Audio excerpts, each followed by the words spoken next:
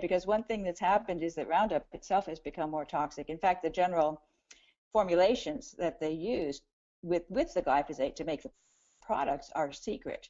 So we don't know actually what's in them, but they are changing over time. And in fact, we've been rummaging through patent materials, finding various patents that Monsanto has issued, has requested on various ways to make glyphosate more toxic to the plants by adding stuff to it.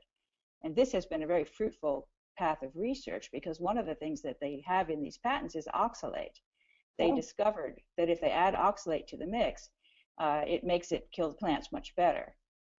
Now, the regulation is such that they don't need to even find out whether that new product is harmful to humans, which is quite remarkable to me. Yeah. It just shows to me how corrupt everybody is, and how there's such a revolving door between industry and government, and especially when it comes to companies like Monsanto or Merck, right, where the fox is guarding the hen house and the government says, oh, it's okay, you can police yourselves, we'll trust you for that. And meanwhile, all these products are put on the market and the American public assumes that because it's sold, it's safe, when that's not true. They've never been tested for safety.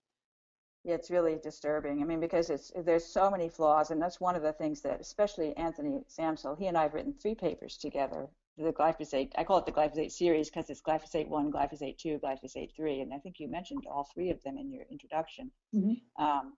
And he's a toxicologist. He's an incredible walking encyclopedia. He knows so much about all the different genes and all the different molecules and how different things affect other things, and he's just amazing. So he really got me started. He's the one who educated me on glyphosate in the beginning. And he has actually really gotten interested in trying to understand the whole process by which Monsanto succeeded in getting Roundup labeled as such a safe product, because that is the issue we face. I think the big problem today is that everybody, almost everybody, thinks Roundup's great because it's non-toxic to humans, and so we use it very, very carelessly, and we use it generously. We use it on the weeds in our yards, in the schoolyards. We don't worry about its toxicity. And of course, it's all over the food supply. We don't measure it in the food. And so it is the only one of all the different chemicals that are being used on our food that is going up in step with all these diseases. So if you say, well, correlation doesn't necessarily mean causation, I say to you, tell me what else, because there has to be something in the environment that's causing all these diseases to go up. And to me, the only thing that looks even close is Roundup. Right. I was speaking with a lawyer the other day. He's a trial lawyer, and we were talking about the CDC whistleblower, right? That whole fiasco over there, and how it's not really out in the public news, but how at least a 2 times increase in something is enough to prove causality in a court of law. And he agreed. He said, yep, that sounds about right. I mean, he said it depends on the judge that you have, and if that judge is conservative or things like that. But, statistically may not be enough to convince people, but in a court of law, it would be. So.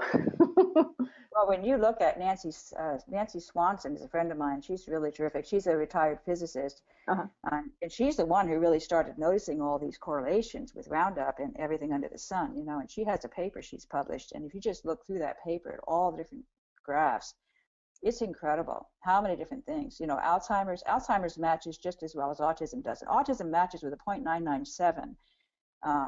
Correlation coefficient, which is astonishing. It's pretty much 1.0. I mean, it's almost a perfect match. When you look at glyphosate usage on the previous 4 years, on corn and soy crops, and you look at autism in first grade, it's a perfect match.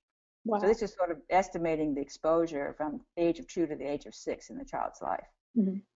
So, I mean, that's just really amazing to me. And as I said, it matches Alzheimer's, it matches thyroid cancer and pancreatic cancer, and of course kidney disease and intestinal inflammation, inflammatory gut, celiac disease. I mean, it's just, the list goes on and on of the different diseases that are correlated with, all going up, which is also, of course, very scary, and going up in step with this dramatic increase in the use of Roundup, which is a consequence of the Roundup Ready weeds that are growing among the Roundup Ready crops. So they have not solved any problems with these Roundup Ready crops. Right.